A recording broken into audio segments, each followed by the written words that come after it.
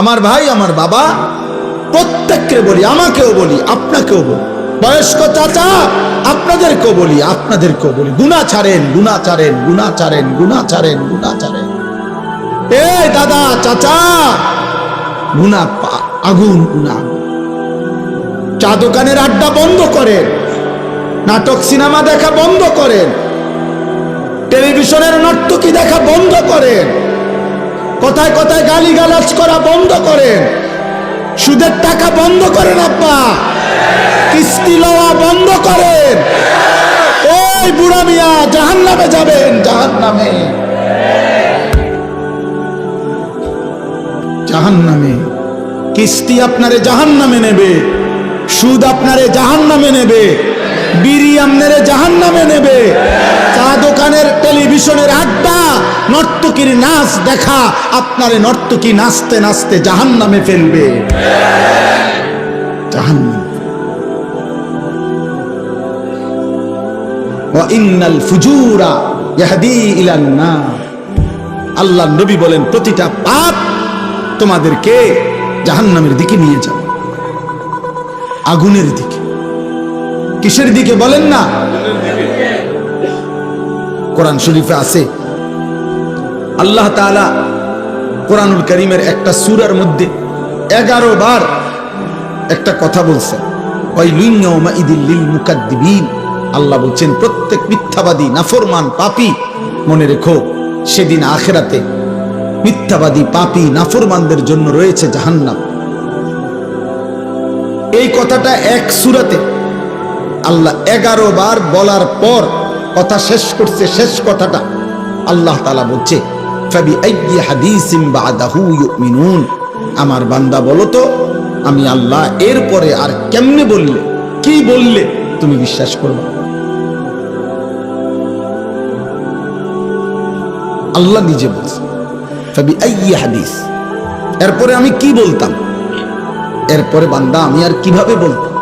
আমি আল্লাহ জাহান্নামের এত বিস্তারিত বর্ণনা কোরআনে দিলাম, জান্নাতের এত বিস্তারিত বর্ণনা কোরআনে দিলাম, আখিরাতের এত বর্ণনা কোরআনে দিলাম, কিয়ামতের এত কথা কোরআনে বললাম, পূর্ববর্তী বহু জাতি ব্যক্তির ঘটনাবলী আমি কোরআনে বর্ণনা করলাম, যে আমার অনুগত হলে কি হয়, আমার অবাধ্য হলে কি হয়।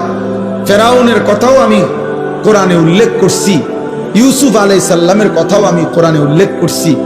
আনুগত্যের পুরস্কার কি, আমার অবাধ্যতার পরিণতি কি, সেই নূহ আলাইহিস সালামের কওম থেকে আমি আল্লাহ যুগে যুগে কত জাতি, কত ব্যক্তিকে আমার নাফরমানির কারণে ধ্বংস করে দিছি, কত জাতি, কত ব্যক্তিকে আমার আনুগত্যের কারণে সম্মানিত করেছি। এগুলো আমি কোরআনে বলেছি। আমি জাহান্নামের বিস্তারিত বর্ণনা দিয়েছি, জান্নাতের কথা আমি আল্লাহ বলেছি, আমার রসুলকে আমি কেন পাঠাইছি সেটা আমি বলছি, আমার আদেশ কি আমি বলছি, আমার নিষেধ কি আমি বলেছি, আমি তোমাকে কেন বানাইছি তাও বলছি, আমি তোমার কাছে কি চাচ্ছি তাও বলছি, আমি তোমাকে আখিরাতে কি দেব তাও বলেছি, দুনিয়া তুমি কিভাবে চলবা তার বিধিবিধানও আমি বলে দিয়েছি। তো আল্লাহ যেন বলে, বান্দা আর আমি কি বলতাম, তবুও কেন জাহান্নামী হইলাম? এজন্য কিয়ামতের দিন যেন আল্লাহ তাআলা জিজ্ঞেস করবে, বান্দা বলো, বান্দা কেন জাহান্নামী হইলাম? কি জিনিস ছিল না তোমার? তুমি কি শুনো নাই আমি তোমার রব আল্লাহ? তুমি কি শুনো নাই তোমার নবী মুহাম্মদুর রাসূলুল্লাহ সাল্লাল্লাহু আলাইহি ওয়াসাল্লাম? তুমি কি শুনো নাই তোমার কিতাব কোরআন? তুমি কি শুনো নাই তোমার ধর্ম ইসলাম? তাহলে তুমি একবারও ভাবলে না কেন? একবারও চিন্তা করলে না কেন? প্রিয় ভাই, প্রিয় ছেলেরা, তোমরা ছোট না, 14 বছর 16 বছর, বাবা ছোট না। 16 বছরের সাহাবী যুদ্ধের সেনাপতি ছিলেন, 17 বছরের মুসলমান, সেই আরব থেকে এসে এই ভারতীয় উপমহাদেশে সর্বপ্রথম হিন্দু রাজা সিন্ধুর দাহির পরাজিত করে সর্বপ্রথম ইসলামের পতাকা রাজপ্রাসাদে, যিনি হিন্দু রাজার প্রাসাদে সর্বপ্রথম কালেমার পতাকা উড়াইছেন, তিনি 17 বছর বয়সী যুবক ছিলেন, মুহাম্মদ ইবনে কাসিম রাহমাতুল্লাহ। গোটা আফ্রিকা যিনি বিজয় করেছেন তিনি 22 বছরের যুবক ছিলেন, উকবা ইবনে নাফি রাদিয়াল্লাহু তাআলা। তোমরা ছোট না, তোমরা ভাবতেছো তোমরা এখনো বাচ্চা না, আব্বা বাচ্চা না। বাচ্চা হলে এত দুষ্টামি, এত গুনাহ। তুমি যদি ছোটই হও, 16 বছর বয়সেও ছোটই হও, এত নারী দেখো কেন বাপ? ছোট মানুষ এত উলঙ্গ ছবি দেখে, ছোট মানুষ এত নর্তকী দেখে, ছোট মানুষ এত নাচ গান দেখে। তুমি তো অসভ্য। এত কম বয়সে যে এত বেশি মোবাইলে নারী ছবি অশ্লীল দৃশ্য দেখো, তুমি তো লম্পট, চরিত্রহীন, তুমি তো অসভ্য, তুমি তো বেহায়া, নির্লজ্জ। তুমি যাকে দেখো মোবাইলের ছবি, সে তোমার মা না ফরমান? বলো একটা ছেলে, বলো তোমার মাকে দেখো। যদি মানুষের বাচ্চা হও, রক্তে যদি মানুষের রক্ত হয়, তো তুমি কল্পনা করো তো যে তোর মাকে এরকম দেখুক কেউ, তোর মাকে উলঙ্গ দেখুক কেউ, তোর বোনকে উলঙ্গ দেখুক, তোর মেয়েকে কেউ বিবস্ত্র দেখুক বেটা, তোর ফুফুকে দেখুক, তোর খালাকে দেখুক। তাহলে তুমি যাকে দেখছো সে কি কারো মা না? সে কি কারো বোন না? সে কারো মেয়ে না? সে কারো ফুফু না? সে কারো খালা না? এজন্য মনে রাখো বাবা, আজকে তোমাদেরকে তোমাদের অভিভাবকরা মনে করছে তোমরা ছোট, আর সেই সুযোগে শয়তান তোমাদেরকে দিয়ে সমস্ত নষ্টামি করায় ফেলছে। চরিত্রহীনতা, চরিত্রহীনতার জেনার, ব্যভিচার, নারী ছবি, অশ্লীলতা, বেহায়াপনা। গত 2 দিন আগেও পত্রিকা আসছে বাংলাদেশে গত 1 বছরে, গত 10 বছরের চাইতে বেশি, আমি নিজে পড়ছি রিপোর্ট, এইডস আক্রান্ত, মানে যৌন রোগে আক্রান্ত মারাত্মক যেটা মহামারী, HIV আক্রান্ত রোগীর সংখ্যা গত 10 বছরের চাইতে গত 1 বছরে বেড়ে গেছে। এবং উনি লিখছেন যে এর একটি বড় অংশ, রিপোর্টার লিখছেন, বিভিন্ন হসপিটালের জরিপ হিসাব করছেন, এই হসপিটালে চিকিৎসাধীন কয়জন, এর মধ্যে উনি লিখছেন বড় অংশ কিশোর, যুবক না, কিশোর। কিশোর মানে সর্বোচ্চ 13, 14, 15 বছরের ছেলেদেরকে বলে। যারা এই পরিমাণ অসভ্যতা করছে যে পৌঁছে গেছে এখন মহামারীতে, এইডসে আক্রান্ত। এজন্য দোস্ত, একদিন ঘুম ভাঙবে, একদিন তুমি জাগবে। পৃথিবী তোমার অপেক্ষায় বসে থাকবে না। তোমার দাদা তোমার সাথে মরবে না, তোমার আগে মরে যাবে। তোমার আব্বা তোমার সাথে মরবে না। ওই যে দেখেন, ওই বেয়াদব দেখেন, ওই 2 বেয়াদব চুরি করে, মানে এত এমন গাদ্দার, যে গাদ্দারের কথা হইল আমি শুনবো না, তোমার মতো হুজুর না, তোমার আব্বা বললো আমি শুনবো, আমি ছবি উঠাবো। আরে বেয়াদব, উঠে গেলে ভালো, এত রাত হয়েছে ঘুমায় যাও বাবা, অথবা গিয়ে বাইরে অন্য ছবি দেখো।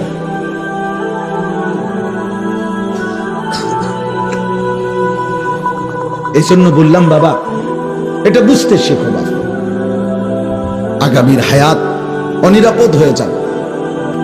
লাম তাজহারিল ফাহিশাতু ফি কওমিন হাত্তা ইউলিনু বিহা ইল্লা ফাশা ফীহিমুত তাউন ওয়াল আওজা' আল্লাতী লাম তাকুন মাদাত ফি আসলাফিহিম আল্লাযীনা মাদাউ।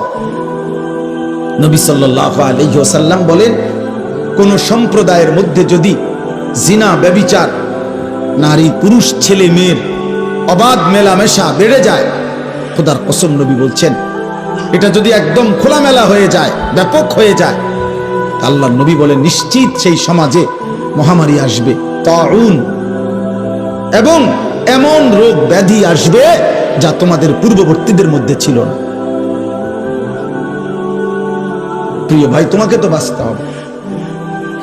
আমি যে চিৎকার করি দোস্ত, আরে ছেলে তুমি তো বাঁচতে হবে আব্বা, তুমি যদি এমন হইতো যে বিপদে পড়বো আমার পাপের কারণে, আমার দাদা, কারণ আমি তো মরে যাবো আগে, দাদা মরবো পরে, না রে আব্বা, তুমি পড়বা বিপদ। আগামীর সমাজে নিরাপদ সম্পর্ক হাদিসে আছে, কোন সমাজের মধ্যে ছেলে মেয়েরা যদি অবাধ এই নারী ছবি, অশ্লীলতা, বেহায়াপনা, উলঙ্গতা তোমাদের সবার পছন্দ হয়, তাহলে আগামী সমাজে তুমি নিরাপদ সম্পর্ক, নিরাপদ ফ্যামিলি, আগামী সময়ে তোমরা নিরাপদ বোন, নিরাপদ মেয়ে, নিরাপদ ইজ্জত, সতীত্ব খুঁজে পাবা। আল্লাহর কসম করে বলো, কসম খোদার, এটা মনীষীদের কথা। তুমি যেমন নষ্ট, তো যে তোমার বিবাহের সম্পর্কে আসবে, তো একদিন পরে হোক আর 6 মাস পরে হোক, তুমি টের পাইবা সেও দুশ্চরিত্র। সেদিন আফসুস করতে না, ঠিক বলে চিৎকারের দরকার নাই বাপ, তুমি বুঝো। আমি ব্যাপক সমর্থন চাই না, আমি আখেরাত চাই, আখেরাত চাই। আমি বললাম না, এটা কিতাবে স্পষ্ট আছে। আপনারা যারা বাবারা আছেন, আপনারা খুব বেশি খামখেয়ালি করতেছেন, খুব বেশি। আপনাদের ছেলেরা, এগুলো আপনাদের ছেলে, এই ছেলেগুলো এখানে যারা এখন বসছে, আসছে, এরা নর্থ বেঙ্গল থেকে আসে না, পার্বত্য চট্টগ্রাম থেকে আসে না, খুলনা বরিশাল থেকে আসে না, এরা রংপুর বিভাগ থেকে আসে না, এরা এখানকার আশেপাশে সর্বোচ্চ 10 কিলোমিটার 20 কিলোমিটার জায়গার ছেলে। তো 20 কিলোমিটার জায়গার যদি এখানে 1000 ছেলে হয়, 2000 ছেলে হয়, আপনারা ভাবেন তো এই 2000 ছেলের মধ্যে আপনারা একজন চাচা যারা নামাজ পড়েন, এরকম একজন নামাজি চাচা আপনাদের এলাকার ছেলে, আপনারা এখন দেখেন, দেখলেই আপনি বুঝবেন যে এখানে যদি 2000 ছেলে হয়, কম পক্ষে 1900-1800 ছেলে বেনামাজি।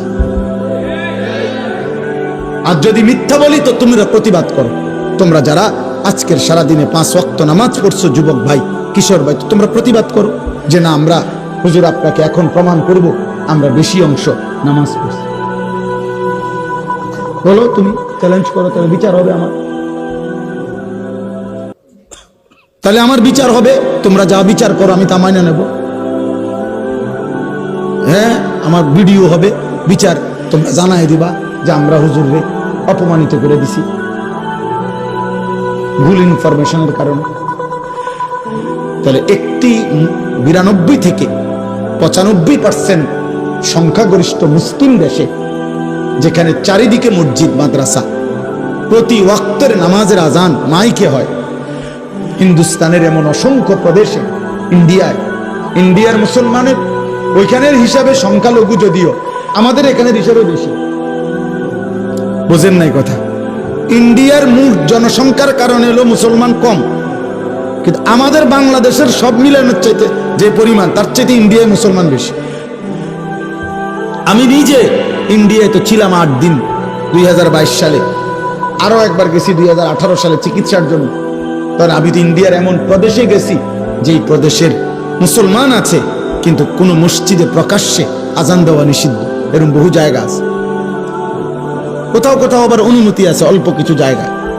তাইলে বলার উদ্দেশ্য হলো ভাইয়া, যেখানে চারিদিকে মসজিদের মিনারায় আজান হয়, প্রতি ওয়াক্ত নামাজ যদি আমরা কল্পনা করি, কমপক্ষে আমাদের এক একজন ব্যক্তি যেখানেই থাকি আশেপাশের, না হয়তো খেয়াল করলে 10টা মসজিদের আজান এতটা কাছাকাছি যে শুনবার কথা, তাহলে প্রতি মসজিদে যদি 4টা করে মাইকের হরন থাকে, তাহলে 10টা মসজিদে 40টা হরন একসাথে আজান দিছে।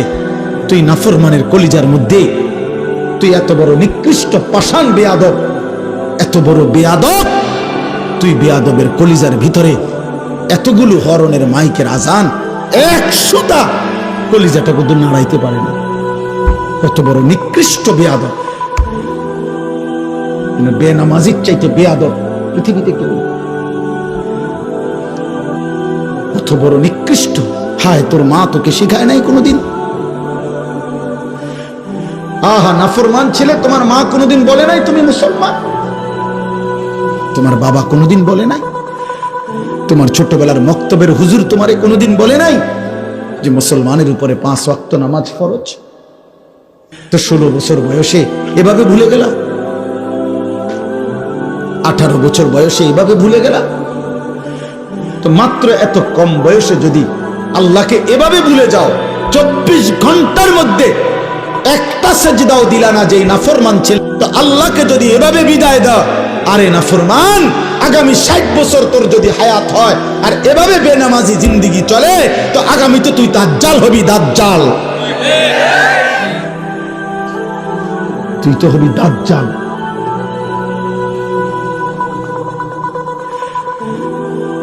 কত নারী দেখবি বেটা, কত উলঙ্গ ছবি দেখবি। একদিন কোমরের ক্ষমতা আর লজ্জাস্থানের ক্ষমতা নষ্ট হয়ে, যৌবনের সক্ষমতা নষ্ট হয়ে, তখন পথে পথে ঘুরবা আর রাতের আধারে একাকী কাঁদবা, আর ঘর আর সংসার জাহান্নামের টুকরা হয়ে ধাউ ধাউ আগুন জ্বলবে। আমি বললাম, আমার নাম মনে রেখো। আলহামদুলিল্লাহ, আমি এই বিষয়ে কিশোর যুবকদের যাবতীয় বিষয় নিয়ে আমার জিন্দিগির 24 ঘন্টার মেন সাধনা, আমি এই নিয়েই পড়ি সারাদিন, সারা পৃথিবীর খোঁজ খবর, রিপোর্ট, এগুলা জানতে চেষ্টা করি।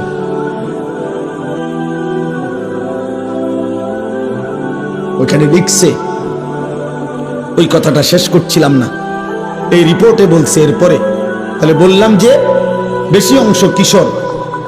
এরপরে আরো আশ্চর্য জঘন্য কথা লিখছে যে এইডস আক্রান্ত যেই রোগী এই মুহূর্তে বাংলাদেশে, তাদের মধ্যে বড় অংশ, বৃহৎ অংশ সমকামী। খোদার কসম, মানে ছেলে ছেলে অপকর্ম করে।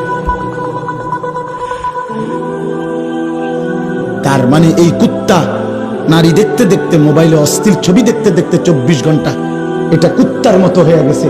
এই জন্য এই কুত্তার দেরি করা সহ্য নাই, যেখানে যা পাচ্ছে ডানে বামে সব শেষ করবে, কারণ এই তো কুত্তার মতো হয়ে গেছে নারী দেখতে দেখতে,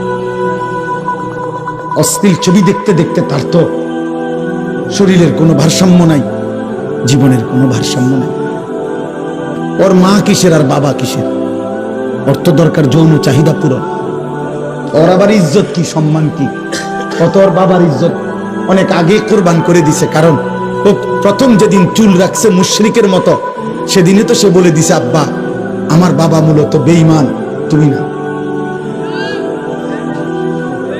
প্রথম যেদিন 5 ওয়াক্ত নামাজ একদিন পুরা ছেড়ে দিছে, সেদিনে তাই নাফরমান তার মাকে বলে দিছে, মা আমি মুসলমানের সন্তান না, মা আমি তোমাকে ত্যাগ করলাম। না তো মুসলমানের বাচ্চা কেমনে বেনামাজি হয়? মুসলমানের রক্তে কেমনে এক বেলা নামাজ না পড়ে একটা সেজদাও দিবে না? এত বড় জানোয়ার মুসলমানের ঘরে গেলে ঘুমায় কেমনে? বলো মিয়া, এটা মেনে নেই কেমনে? এই কলিজায় মানি কেমনে? যদি কোন দুনিয়ার মানুষও যদি বলে, বেটা আজকের 24টা ঘন্টা তোদের ভাত মাছ, তোদের ঘর সংসারের জন্য আমি সারাটা সময় শেষ করলাম, আর বিনিময়ে তুই আমার প্রতি একটা কৃতজ্ঞতা, একটা থ্যাংক ইউ দিলি না, তুই মানুষের বাচ্চা নি রে। দুনিয়ার মানুষ বলবে না এরকম? আমি যদি ওনার জন্য আজকের 24টা ঘন্টা আমি ওনার লেগে মনে করেন পরিশ্রম করলাম, বিনিময়ে ওনার মুখে আমি হাসি ফুটাই দিলাম, আর এই নাফরমান লোকটা যদি আমার উপকার থেকে উপকৃত হয়ে আরেকদিকে ফিরে যায়গা, আমার কলজাটার মধ্যে মানবনি এটা, যে কিরে তুই মানুষের বাচ্চা নি, তুই লাগে আমি 24টা ঘন্টা এত কষ্ট করলাম, তুই কি তারে করলি? তুই তো আমার একটা হাসি মুখে বিদায়ও দিলি না, ভদ্রতাও দেখাইলি না। তো মহান আল্লাহ পাক 24 ঘন্টা পরে যেন বলে, এই নাফরমান বান্দা, আজকের এই 24টা ঘন্টায় এত বড় আসমান জমিন, চন্দ্র সূর্য, আলো বাতাস, রোদ বৃষ্টি, খাদ্য খাবার, চোখ নাক কান নিঃশ্বাস, হৃদয়ের স্পন্দন আমি দিয়ে তোকে আমি এত 24টা ঘন্টা লালন পালন করলাম, তোরে আমি আদর করলাম, আমি রব, আমি মালিক, তুই আমারে একটা সেজদা দিলি না? তুই মানুষের বাচ্চা। এই জন্য যদি মুসলমান মায়ের ঘরে জন্ম নাও, তা এখন আর রাতে গিয়ে ঘুমায়ও না, আজকের রাতে সেজদা দাও। যদি মায়ের পবিত্র রক্ত, পবিত্র দুধ পান করে দাও, বুঝছো মিয়া? জীবন জানোয়ারেরও পার হয়, রাত কুত্তারও ভোর হয়, রাত শুকরেরও ভোর হয়, দিন কুত্তারও সন্ধ্যা হয়, সারা দিনের খাবারের চাহিদা জানোয়ারেরও পূরণ হয়, ঘুমের চাহিদা জানোয়ারেরও পূরণ হয়, থাকার ব্যবস্থাপনা কুত্তাও কোনো জায়গায় বারান্দার মধ্যে রাস্তার কোনো কিনারায় শুয়েই থাকে, একখানে না একখানে পার হয়ে যায়। জীবন একভাবে না একভাবে পার হয়েই যায় আব্বা, আখেরাত পার হবে না বাপ, আখেরাত পার হবে না আব্বা। অস্থিরতার কারণে আমরা বললাম, কষ্ট পাইবা, হাসলে কিংবা কাঁদলে, সুখে কিংবা দুঃখে মৃত্যু হয়ে যাবে, মরেই যাব আমরা, আজ কিংবা কাল। নাম ঘোষণা হবেই, মাইকে এলান হবেই, আজ সে মরল, আগামীকাল আমি মরলাম। এমন কি আমরা কিতাবে পড়ছি, এক বুজুর্গ এক আল্লাহর ওলির একজন মুরিদের সাথে নিয়ে উনি দাঁড়ায়া ছিলেন রাস্তার পাশে। তো এই সময় একটা লাশের খাটিয়া নিয়া ওইখান দিয়া মানুষ যাচ্ছিল। তো ওনার মুরিদ ওনার পিসা হুজুরের সামনে বলতেছিল, ওই আল্লাহওয়ালার সামনে, যে ইন্না লিল্লাহি ওয়া ইন্না ইলাইহি রাজিউন। আহারে কার জানি লাশ, আহারে কার জানি জানাজা, সে বলছিল আর কি। কারণ আমরা কিতাবে পড়ছি, ওই বুজুর্গ সাথে সাথে চোখের পানি ফেলে দিয়ে বলছে, হয় তোমার লাশ নয় আমার লাশ। মানে এটা ভাবো, আজ হয়তো তার লাশ, আগামী দিন আমার লাশ, তারপর দিন তোমার লাশ। সিরিয়াল আসবে, নাম ঘোষণা হবেই, আজ না হয় কাল। প্রতিদিন প্রিয় ভাই, প্রিয় ছেলে, প্রিয় বাবা, প্রতিদিন তোমার বয়সী যুবক মৃত্যুবরণ করে। প্রতিদিন রোড অ্যাক্সিডেন্টে কিশোর যুবক মারা যায়। প্রতিদিন মোটর সাইকেল অ্যাক্সিডেন্টে কিশোর যুবকের পাও ভেঙে যায়। প্রতিদিন কবরে নওজোয়ান দাফন হয়, মাটিতে দাফন হয়, দাফন। এই জন্য মৃত্যু নিশ্চিত। ওয়াজাআত সাকরাতুল মাউত বিল হক। আল্লাহ বলে, বান্দা মনে রেখো, সত্য সত্য মৃত্যুর যন্ত্রণা আসে। ফালাউলা ইযা বালাগাতিল হুলকুম ওয়া আনতুম হিনাইদিন তানদুরুন ওয়া নাহনু আকরাবু ইলাইহি মিনকুম ওয়ালাকিন লা তুবসিরুন। আল্লাহ বলে, বান্দা মালাকুল মউত আজরাইল যখন রূহটা টান দিবে আর কণ্ঠনালীর কাছে যখন এসে আটকায় যাবে, তখন ছটফট করবে, আর তোমাদের আত্মীয় স্বজন চারিদিকে অবাক নয়নে তাকিয়ে থাকবে। আমি আল্লাহ তখন সেখানেই থাকব। যদি কারো ক্ষমতা থাকে তো তোমাদের ওই মুমূর্ষ মৃত্যু পথযাত্রী ব্যক্তিকে তোমরা নিয়ে নাও, আমি আল্লাহ তাকে এখন মৃত্যু দেব, তোমরা পারলে রেখে দাও। আল্লাহ চ্যালেঞ্জ করে, ফালাউলা ইন কুনতুম গায়রা মাদিনিন। আল্লাহ বলেন, যদি বলো আখিরাত হবে না, যদি মনে করে থাকো নাফরমান পরকাল বলতে কিছু নাই, তারজিউনাহা ইন কুনতুম সাদিকিন, তাহলে তোমাদের স্বজনকে ফিরিয়ে রাখো। তোর আব্বারে রেখে দে, ওই যে তোর বাপ মরে যাচ্ছে, আল্লাহ বলেন আমি তাকে এখন কবরের দিকে নেব, তুই তাকে দুনিয়ায় রেখে দে। আমি এখন তাকে মৃত্যু দেব, তুমি পারলে বান্দা তাকে রেখে দাও। পারবা তো বাপ? কথা বলে না। হাত্তা ইদা জাআ আহাদাহুমুল মাউত ক্বালা রাব্বিরজিউন। আল্লাহ বলে, যখন নাফরমানের মৃত্যুর সময় হয়, আজরাইল যখন এসে সামনে দাঁড়ায়, তখন নাফরমান চিৎকার দিয়ে বলে, আল্লাহ একটা বারের জন্য আমারে দুনিয়ায় থাকতে দেন, আর কিছুদিন থাকতে দেন, লাআল্লি আমালু সালিহান ফীমা তারাকতু। যে আমলগুলো আল্লাহ ইতিপূর্বে করি নাই, সবগুলো নেক আমল এবার যদি থাকতে পারি করব। কাল্লা, আল্লাহ বলবেন না, কখনোই না। আল্লাহ আমাদেরকে বুঝ দান করেন। আমার ভাই, আমার বাবা, প্রত্যেককে বলি, আমাকেও বলি, আপনাকেও বলি, বয়স্ক চাচা আপনাদেরকেও বলি, আপনাদেরকেও বলি, গুনাহ ছাড়েন, গুনাহ ছাড়েন, গুনাহ ছাড়েন, গুনাহ ছাড়েন, গুনাহ ছাড়েন। এই দাদা, চাচা, গুনাহ আগুন, গুনাহ। চা দোকানের আড্ডা বন্ধ করেন, নাটক সিনেমা দেখা বন্ধ করেন, টেলিভিশনের নর্তকী দেখা বন্ধ করেন, কথায় কথায় গালিগালাজ করা বন্ধ করেন, সুদের টাকা বন্ধ করেন, আব্বা কিস্তি লওয়া বন্ধ করেন। এই বুড়া মিয়া জাহান্নামে যাবেন, জাহান্নামে, জাহান্নামে। কিস্তি আপনারে জাহান্নামে নেবে, সুদ আপনারে জাহান্নামে নেবে, বিড়ি আপনারে জাহান্নামে নেবে, চা দোকানের টেলিভিশনের আড্ডা, নর্তকীর নাচ দেখা আপনারে নর্তকী নাচতে নাচতে জাহান্নামে ফেলবে, জাহান্নামে। ওয়া ইন্নাল ফুজুরা ইয়াহদি ইলান নার। আল্লাহর নবী বলেন, প্রতিটা পাপ তোমাদেরকে জাহান্নামের দিকে নিয়ে যাবে, আগুনের দিকে। কিসের দিকে বলেন না? চলেন এবার তরজমা শুনেন, তাইলে কথা শেষ। আলহামদুলিল্লাহ। আল্লাহ তাআলা বলেন, ওয়াকালু আইদা দালালনা ফিল আরদ আইন্না লাফি খালকিন জাদীদ। এই আর 10টা মিনিট, এর ভিতরেই মুনাজাত করে দেব ইনশাআল্লাহ। আল্লাহ তাআলা বলেন, মক্কার কাফেররা, কুরাইশরা নবীজি যখন কালেমার দাওয়াত দিচ্ছিলেন, তখন প্রতি মুহূর্তে নবীজি আখিরাতের কথা বলতেন।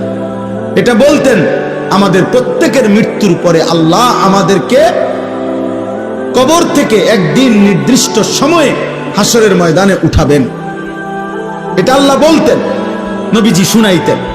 তো মক্কার কাফেররা, কুরাইশরা, তো মক্কার কাফের কুরাইশরা বলতো, মুহাম্মদ যত কিছুই বলো, আমরা যখন মাটির সাথে মিশে যাব, কবরের অন্ধকারে হারিয়ে যাব, আমরা একদিন তো আমাদেরকে পুনরায় নতুন করে সৃষ্টি করে হাসরের ময়দানে উঠাবে। এটা কিভাবে সম্ভব? কিভাবে সম্ভব? অর্থাৎ একটা জিনিস চিন্তা করে দেখেন, একজন ব্যক্তি কবরে, মনে করেন এখানে 500 বছর আগে কবর ছিল, তো 500 বছর পরে মাটি পাবে কই, লাশ পাবে কই, হাড্ডি পাবে কই, চামড়া পাবে কই? হতে পারে ওই জায়গায় এখন খাল হয়ে গেছে, নদী হয়ে গেছে, হতে পারে না এমন? তো আল্লাহর কাছে আল্লাহ বলতেছে, এই কাফের বেঈমানরা এই যুক্তি দেখাইতো, এই কথা বলতো আর কি, যে মুহাম্মদ কিভাবে সম্ভব, পাইবে কোথায় আমাদের হাড্ডি গোস্ত? আল্লাহ বলেন, হায় বন্ধু, আমি আল্লাহর ক্ষমতার ব্যাপারে এরা সন্দেহ পোষণ করছে, অথচ আমি জীবন দিলাম, আমি মৃত্যু দিলাম, তাহলে যিনি জন্ম দিলাম, সৃষ্টি করলাম, যেই আমি আল্লাহ আবার মৃত্যু দিলাম, তো সেই আমি আল্লাহ পুনরায় সৃষ্টি করতে পারবো না কেন? এটা তো সহজ কথা। সৃষ্টি করলেন কে? আল্লাহ। মৃত্যু দিলেন কে? তাহলে এই দুইটা যিনি পারলেন, তো 3 নম্বর আখিরাত উনি পারবেন না কেন? আল্লাহ তাআলা বলেন, বাল হুম বিলিকাই রাব্বিহিম কাফিরুন। হে বন্ধু, মনে রাখবেন, সমস্ত কাফের মুশরিকদের বক্তব্যের মূল কাহিনী হলো, মূল ঘটনা হলো, তারা আখিরাত বোঝে না, এটা না, আখিরাত বুঝে, বরং ওরা এটা বুঝে যে আখিরাত মেনে নিলে গুনাহ ছেড়ে দিতে হবে, আখিরাত মেনে নিলে আল্লাহর ইবাদত করতে হবে, আখিরাত মেনে নিলে আল্লাহর মুখোমুখি হইতে হবে, আখিরাত মেনে নিলে ফুলসিরাত পার হইতে হবে, আখিরাত মেনে নিলে আমলনামা হাতে নিতে হবে, আখিরাত মেনে নিলে নিজেদের জিন্দেগির অসভ্যতা ছেড়ে দিতে হবে। এই জন্য এগুলো চায় না, পছন্দ করে না, মানে আমার গোলামি করবে না, আমার নাফরমানি ছাড়বে না, এই জন্য বলে আল্লাহ আখিরাত করতে পারবে না। আসল কথা হইল, হেরাও বোঝে পারবে, কিন্তু এই বাস্তবতা ইচ্ছা করে বুঝেও না বুঝার ভান করে অস্বীকার করে। নাউজুবিল্লাহ।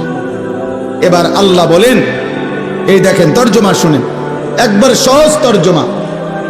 আল্লাহ তাআলা বলেন, কুল, হে নবী আপনি বলে দেন, ইয়াতাওয়াফাকুম, আরে ভাই কথা বলো না বাবা, কথা বলো না, যারা দূরে যাচ্ছ যাও, কোনো সমস্যা নাই, কথা বলো না আব্বা। কুল ইয়াতাওয়াফাকুম মালাকুল মাউত আল্লাযী বুক্কিলা বিকুম, এ শুধু অনুবাদ বললে আপনি বুঝবেন। আল্লাহ বলেন, হে নবী আপনি বলে দেন, তোমাদের প্রত্যেককে আমি আল্লাহর পক্ষ থেকে নির্ধারিত ফেরেশতা মালাকুল মউত আজরাইল তোমাদের মৃত্যু ঘটাবেন, জান কবজ করবেন, মানো কিংবা না মানো, ঘুমে থাকো সজাগ থাকো, হাসো কিংবা কাঁদো, রাতে কিংবা দিনে, একাকী কিংবা প্রকাশ্যে, সুখে কিংবা দুঃখে, রাজপ্রাসাদে কিংবা কুড়ে ঘরে, আমি আল্লাহর হুকুমে আজরাইল তোমাকে মৃত্যু ঘটাবেই ঘটাবে, জান কবজ করবেই করবে কিনা বলেন? মৃত্যু হবে তো?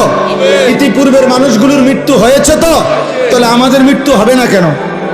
আমার দাদা মরলো কেন, আমি মরবো না কেন? আমার বাপ মরলো কেন, আমি মরবো না কেন? তার মানে পূর্বসূরীরা মারা গেছেন, আমরাও মৃত্যুবরণ করব। সুম্মা ইলা রাব্বিকুম তুরজাউন, আল্লাহ বলেন অতঃপর তোমাদের সকলকে আমি আল্লাহর সামনে কিয়ামতের দিন একত্র করা হবে। তাইলে এই দুইটা কথা, এটাই মূল কথা। আল্লাহ বলে, বান্দা আজ যেমন চোখে দেখছো মৃত্যু হবে, এটা যেমন চোখে দেখার কারণে মেনে নিচ্ছ, অচিরেই এটাও শুনো আখিরাত হবে, সেটাও চোখে দেখবা, সেদিনও তুমি মানতে চাইবা, আবার আসতে চাইবা, কিন্তু আমি আল্লাহ ফেরত দেব না। এই দেখেন এরপরের আয়াত, আল্লাহ বলেন, ওয়ালাউ তারা ইদিল মুজরিমুনা নাকিসু রুউসিহিম ইনদা রাব্বিহিম, বন্ধু নবী আমার, সেদিন হাসরের ময়দানে দেখবেন এই আমি আল্লাহ যাদেরকে একত্র করছি, এই নাফরমান পাপীরা, অবাধ্য মুশরিক বেঈমান পাপী, আমার অবাধ্য বান্দারা আমি আল্লাহর সামনে মাথা নুয়ে লজ্জায় অপমানে দাঁড়িয়ে থাকবে। এক, দাঁড়িয়ে কি করবে? বলবে আল্লাহর কাছে, রব্বানা আবসারনা ওয়া সামি'না, আল্লাহ আজকে গোটা হাসরের ময়দান আমি নিজ চোখে দেখলাম, ওয়া সামি'না, নিজ কানে সব কথা শুনলাম, ইন্না মুকিনুন, আজ আমি পুরা বিশ্বাস করলাম, ফারজি'না না'মাল সালিহান, অতএব এই আখিরাত থেকে, হাসরের ময়দান থেকে আপনি আমারে আরেকবার দুনিয়ায় পাঠান, এবার যদি পাঠান আমি নেক আমল করব। কি শূন্য কি বলা উচিত? সুবহানাল্লাহ। কি লেগে সুবহানাল্লাহ? বুঝেন নাই হিসাবটা? উনি এখন নেক আমল করার সুযোগ চাচ্ছে কখন? আখিরাতে গিয়া। বলতেছে আজ, ওই যে আমি বললাম আজ আমরা মৃত্যু দেখি, এজন্য মৃত্যুর ব্যাপারে ইয়াকিন আমাদের, সেদিন আখিরাতও আমরা দেখব, হাসরের ময়দানও আমরা দেখব, হাসরের মাঠও আমরা দেখব। আর নাফরমান পাপী আল্লাহর সামনে মাথা নুয়ে বলবে, আল্লাহ সব দেখলাম, সব শুনলাম, মানলাম, আমারে আরেকবার দুনিয়ায় পাঠান, আমি এবার গেলে নেক আমল করব। খোদার কসম, আল্লাহ বলবেন, ওয়ালাউ শি'না লাআতাইনা কুল্লা নাফসিন হুদাহা, এই নাফরমান বান্দা, আমি তো ইচ্ছে করলে দুনিয়ায় থাকতেই তোকে বাধ্য করে আমার বন্দিগি করাইতে পারতাম। পারতো? আমাদের এই সবগুলো লোককে নামাজ পড়াইতে, সেজদা দেওয়াইতে আল্লাহ সম্ভব? আল্লাহর পক্ষে? আল্লাহ পারবেন? কথা বলেন না। আমরা যারা এক ওয়াক্ত নামাজ পড়ি না, আল্লাহ আমাদের সাথে পারবে তো? আল্লাহ আমাদের উপরে শক্তি প্রয়োগ করলে আমরা সেজদা দিতে বাধ্য হব তো? কিন্তু প্রশ্ন হইল, তখন পুরস্কার দিবে কেন? যদি বাধ্যই করে, যদি আল্লাহ বল প্রয়োগ করাইয়া আমার সেজদাই করায়, তো পুরস্কার কিসের আবার? এইটা হলো মূল। আমি যদি এখন এই লাইটটাকে বলি, হে লাইট, এ আজকের মাহফিলে তুমি 6 ঘন্টা ধরে নীরবে সুন্দরভাবে জ্বলে থাকার কারণে তোমাকে 100 টাকা গিফট করলাম, তো লাইট কি বলবে? জি না, এনা আমার কৃতিত্ব কি? এটা সুইচওয়ালার হাতে সব। ওই বন্ধ করে দিলে আমি বন্ধ, ওই জ্বালায় রাখলে আমি জ্বালাইয়া রাখে, তো এখানে আমার ক্রেডিট কি? আমার কীর্তন পুরস্কার দিবে? পৃথিবীর কেউ এই জন্য লাইটকে পুরস্কার দিবে না। চাইলে আল্লাহ যদি আমাদেরকে জবরদস্তি করে বাধ্য করাইয়া বন্দিগি করায়, আজকে যারা যারা আমরা নামাজ পড়ি নাই, মনে করেন ভাই আমরা ঘুমের সময় যদি ফেরেশতা একটা থাপ্পড় মারে, একটা চটকনা খানা চটকনা মারে, যে একটা সেজদা দে, এক থাপ্পড়ে তো তার 14 গোষ্ঠী আর কোনোদিন নামাজ ছাড়বে না। ফেরেশতার শক্তি তো অসম্ভব। এই জন্য বললাম, তা আল্লাহ বলেন আমি চাইলে তো পারতাম বান্দা, জোর করে তো তোমারে বন্দিগি করাইতে পারতাম, কিন্তু তখন আমি পুরস্কার দেব কেন? তখন আমি পুরস্কার দেব কেন? এই জন্য আল্লাহ বলেন আমি তো সেদিন দুনিয়ায় কোরআনের মাধ্যমে, নবী রাসূলের মাধ্যমে, আমার ওয়াহির মাধ্যমে, কত লক্ষ উলামায়ে কেরামের মাধ্যমে, কত ওয়াজ, কত মাহফিল, কত জুমার বয়ান, কত চোখের পানির বিনিময়ে আমি তোমার কাছে কথা পৌঁছাইছিলাম যে বান্দা, আমারে না দেখে, আখিরাত না দেখে তুমি আজকে দুনিয়ায় আমার গোলামি করো, বন্দিগি করো। আজকে আখিরাতে আমি ইচ্ছে করেছিলাম, চেয়েছিলাম তুমি দুনিয়ায় আমারে সেজদা করবা, আজ আমি আখিরাতে নিজ হাতে তোমার হাতে পুরস্কার তুলে দেব। কিন্তু তুমি আমার কথার কদর করলা না, তুমি আমার কথা পাত্তা দিলা না। ওয়ালাকিন হাক্কাল কাউলু মিন্নি লাআমলাআন্না জাহান্নামা মিনাল জিন্নাতি ওয়ান নাসি আজমাইন। অতএব হে নাফরমান, আজ আমার চূড়ান্ত ফয়সালা, আমি আল্লাহ তোমার মতো নিকৃষ্ট নাফরমান বেঈমান মানুষ এবং জিন দিয়ে আমার জাহান্নাম পূর্ণ করব, পূর্ণ করব। আজ আমি মাফ করব না, বিচার করব। সেদিন আমি দুনিয়ায় মাফ করতে চেয়েছিলাম, আল্লাহ এখন আমাদেরকে মাফ করবে এ কথা বলছি কিনা? কথা বলেন না কেন? এ আজকেও মনে করো তোমরা যতগুলো ছেলে, যে কয়জন এখনো আসো, তোমরাও যদি খোদার কসম আল্লাহর উপরে ঈমান ঠিক রেখে শিরিক মুক্ত হয়ে যদি তোমরা তোমাদের পিছনের জিন্দেগির গুনাহ, বেনামাজি জীবন, গুনার জীবন থেকে তওবা করে এক ফোঁটা চোখের পানি ফেলতে পারো, খোদার কসম আল্লাহ বলে আমি তোমার 90 বছরের গুনাহ একসাথে মাফ করে দেব। আসমান পরিমাণ গুনাহ মাফ করে দেব, পাহাড় পরিমাণ গুনাহ মাফ করে দেব, সমুদ্রের ফেনা পরিমাণ গুনাহ মাফ করে দেব। তো আল্লাহ তো এখন মাফ করতে রাজি কিনা? বলে না? আমরা আপনাদেরকে বলছি কিনা? কোরআন বলছি কিনা? নবীজি শুনাইছে কিনা? তো এত কিছুই আপনাদের কলজা লাগাইতে পারলো না। আল্লাহ বলেন সেদিন আমি বলছিলাম তো বান্দা, কিন্তু আজ আমি হাসরের ময়দানে মাফ করব না। আজ তো বিচারের দিন, আজ যার যা প্রাপ্য তাই পাবে, যার যা প্রাপ্য তাই পাবে। আজকে হিসাবে জান্নাত আসলে জান্নাত, হিসাবে জাহান্নাম আসলে জাহান্নাম। আজ ওজনে যা আসে তাই, আজ কোনো কথা নাই, আজ কোনো কথা নাই। এই সর্বশেষ কথা হলো ফাযুকু বিমা নাসিতুম লিকা ইয়াউমিকুম হাদা ইন্না নাসিনাকুম। আবাফ আল্লাহ যখন এই কথাটা বলে ফেলবে, তখন একজন জাহান্নামী ব্যক্তির আর কোনো ভরসা থাকবে না। জাহান্নামী ব্যক্তিকে আল্লাহ সর্বশেষ বলে ফেলবে, হে আমার নাফরমান বান্দা, দুনিয়ার জীবন থাকতে তুমি আমার আখিরাতকে, আজকের এই দিনকে ভুলে গিয়েছিলে, আজ আখিরাতে আমি আল্লাহ তোমাকে ভুলে গেলাম। তোমার বন্ধুদেরকে ডাকো, তোমার যারা মাস্তান বাহিনী সান্দাবাজ তা করে ডাকো, তোমার না সাফাতি আছে, রামদা আছে, ডাকো। ওই যে দেখেন দোস্ত, এটা অসভ্যতা। প্রাপ্তবয়স্ক ছেলে, বালেক ছেলে একজন আরেকজনকে জড়াইয়া ধরা, এটা অসভ্যতা, এটা অশ্লীলতা, এটা বেহায়াপনা, এটা নোংরামি, এটা নোংরামি, এটা শাহওয়াতের গোলামি। হাইসো না, তামসা মনে করো না, নিজেরে নিজে নষ্ট করে দিও না।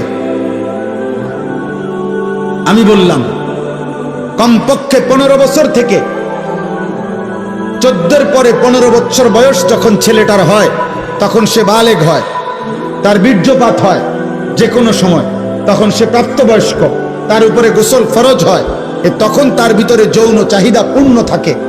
তখন থেকে, সেই থেকে যেই সমস্ত ছেলে পেলে এরকম প্রচন্ড আকর্ষণে একজন আরেকজনকে জড়ায়া ধরে, এটাও সমকামিতার অংশ, এটা গুনার অংশ। এটা ভালোবাসা না, এটা বন্ধুত্ব না, এটা অবৈধ, এটা অসভ্যতা। তুমি তাকে এইভাবে প্রচন্ড ভাবে জড়িয়ে ধরবা কেন? বলবেন আপনি হুজুর আর একটু বেশি বাড়াবাড়ি। না, বাড়াবাড়ি না, বাড়াবাড়ি না। তোমারে জাহান্নাম থেকে মুক্তি চাও দেওয়া, তোমারে ফিরাবার চেষ্টা করা, বাপ ফেরাবার চেষ্টা করা। এই জন্য দুষ্ট কোরআনুল কারীমে আল্লাহ বলছে ওয়ালা তাকরাবুজ জিনা, শুধু জিনা করো না এটা বলে না, আল্লাহ বলছে যত ভাবে হইতে পারে জিনা, ব্যভিচার, নিজের এক কথায় লজ্জাস্থানের যেই কোনো গুনাহ হইতে পারে তার কাছেও যেও না, কাছেও যেও না। এজন্য কোনো মেয়েকে দেখলে তো আর আমি তার সাথে জিনা করি নাই না, এটা ধীরে ধীরে তোমাকে জিনার দিকে নিয়ে যাবে, এর সাথে হোক আর অন্য কারো সাথে। কমপক্ষে না পারলে মন তো চাইবে, কমপক্ষে হারাম কল্পনা তো জাগবে। এই জন্য ভাই একটা ছেলেই বুঝো, আমি বড় আশা নিয়ে বলি, অনেকটা খোলামেলা বলে ফেলি, উদ্দেশ্য আমার একটাই, কেউ ফিরুক, কেউ ফিরুক, কেউ বদলাক, কেউ বদলাক। আজকে বললাম না, মা বাবা সবাই আমরা অভিভাবক শ্রেণী, আহারে আমাদের 14-16 বছরের ছেলে পেলেদেরকে সম্পূর্ণ ওর হাতে ছেড়ে দিছে, ছেলেটাকে পুরোপুরি তার নিজের হাতে তুলে দিছে। বাবা তোমার চুল, তোমার পোশাক, তোমার কোন জামা ভাল লাগে, কোন গেঞ্জি ভাল লাগে, কোন প্যান্ট ভাল লাগে, তুমি খাইবা কি, কাকে পছন্দ করবা, কোন বন্ধুদের সাথে চলবা, বিকালে আড্ডা দিবা কোথায়, রাতে আড্ডা দিবা কোথায়, সবকিছু তোমার পছন্দ। তো your wish your life, your life your wish, তোমার জীবন তোমার পছন্দ, যার সাথে মন চায়, যা মন চায় তুমি নষ্ট হইয়া পচ্চা গইল্লা যাও। টাকা লাগলে আব্বার কাছ থেকে নিও, ভাত লাগলে তোমার মার কাছ থেকে গিয়ে খাই, শেষ। পেটে বুক লাগলে মায়ে রান্না করে রাখছে, আইসো ভাত খাইয়া যাইও। টাকা লাগলে তুমি সত্য বললা পারো, মিথ্যা বললা পারো, আমি আব্বার থেকে টাকা নিয়ে যাও, খালাস। এবার তোমার জীবন তুমি গড়ো।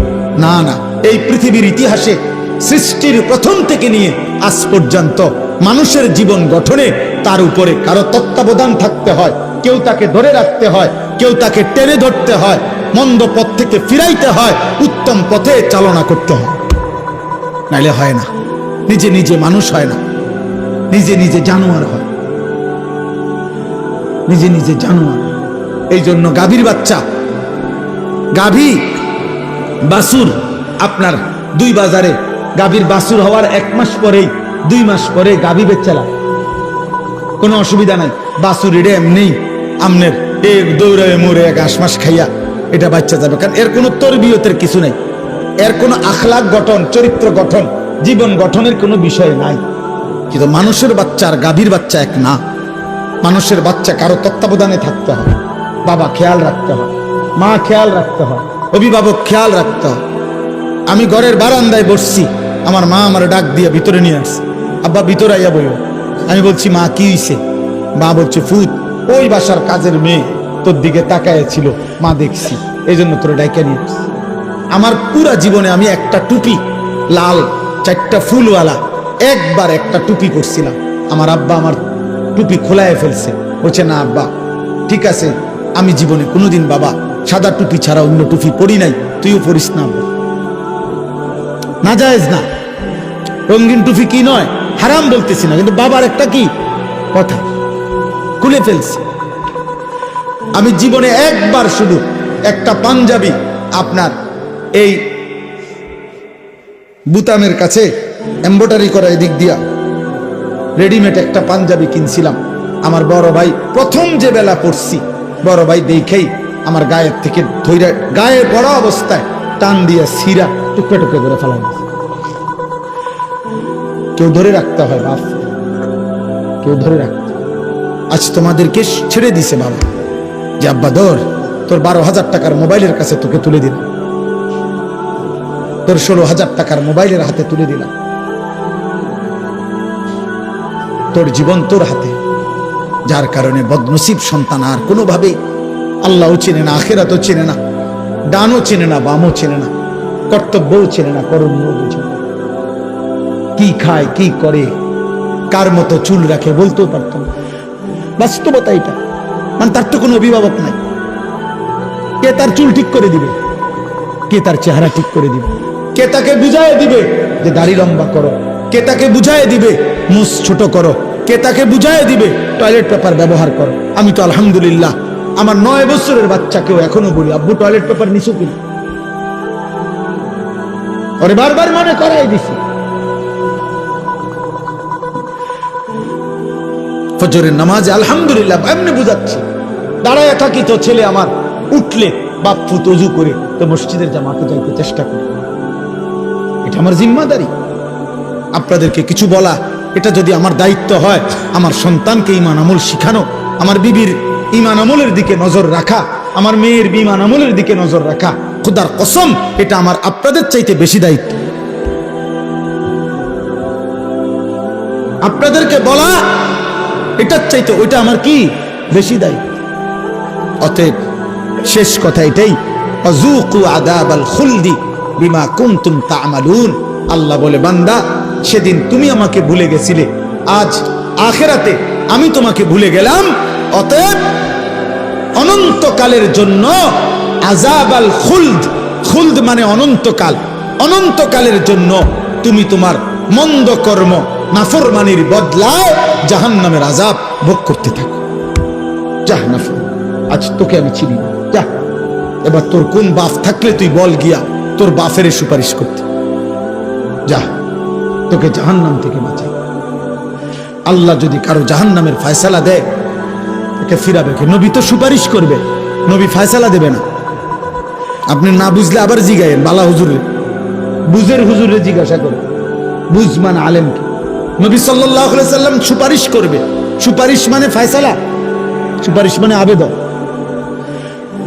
আবেদন, দরখাস্ত মানে ফয়সালা। দরখাস্ত কারো কাছে দিতে হয়, অন্য কেউ এটা কি করে? মঞ্জুর করে। তো নবী তো সুপারিশ করবেন, ফয়সালা দেবে কে? আল্লাহ। আল্লাহ আল্লাহ। এজন্য নবীজিকে আল্লাহ বলছে, বন্ধু এই পরিমাণ আমি জাহান্নাম থেকে মুক্তি দেব, আপনার উম্মত জান্নাতে আমি এত বেশি পরিমাণ দেব, আপনার মুখে হাসি ফুটবে। আপনারে খুশি করাবো, আপনারে নারাজ করব না। আল্লাহ আমাদের প্রত্যেককে ঈমান আমল দান করেন। আল্লাহ আমাদের প্রতিটা সন্তানকে কবুল করেন। এই মাদ্রাসা আল্লাহ কবুল করেন, এই এতিমখানা আল্লাহ কবুল করেন। এই মাদ্রাসা আল্লাহ সরকারি মাদ্রাসা, এখন দাখিল না আলিম, দাখিল মাদ্রাসা আল্লাহ কবুল করে নেন। আলহামদুলিল্লাহ আমার ভাই হাফিজ ইয়াসিন ভাই, মৌলানা ইয়াসিন ভাই দীর্ঘদিন যাবত এই মাদ্রাসা হেফজখানা নিয়ে মেহনত করছে। আলহামদুলিল্লাহ সেই নাসির ভাই যখন আমার কাছে গেছিলেন, বলছিলেন, সেই থেকে নিয়ে নিয়মিত আমরাও মাঝে মধ্যে যখনই সুযোগ পাই আসতে চেষ্টা করি। আজকেও সেই সূত্রে আসলাম। আমরা আপনাদেরকে ভালোবাসি, আপনারাও আমাদেরকে মহব্বত করেন, আমরা জানি। প্রিয় যুবক ভাই, নওজোয়ান ভাই, সবার কাছে বলি, আব্বা এমন সুন্দর জীবন নষ্ট করো না। এই পৃথিবীতে চরিত্রহীনতায় মৃত্যু হইলে নারী, ছবি, জিনা, ব্যভিচার, মদ, জুয়া, অসৎ চরিত্র নিয়ে দোস্ত মৃত্যু হলে খোদার কসম আব্বা তোকে কেউ মনে রাখবে না, তোরে কেউ মনে রাখবে না বাপ। কোন নাফরমানকে পৃথিবী মনে রাখে না রে বাপ। কোন পাপীকে পৃথিবী সম্মানের সাথে স্মরণ করে না। ফেরাউনের নামে পৃথিবীর কোন কুত্তার নামও নাই,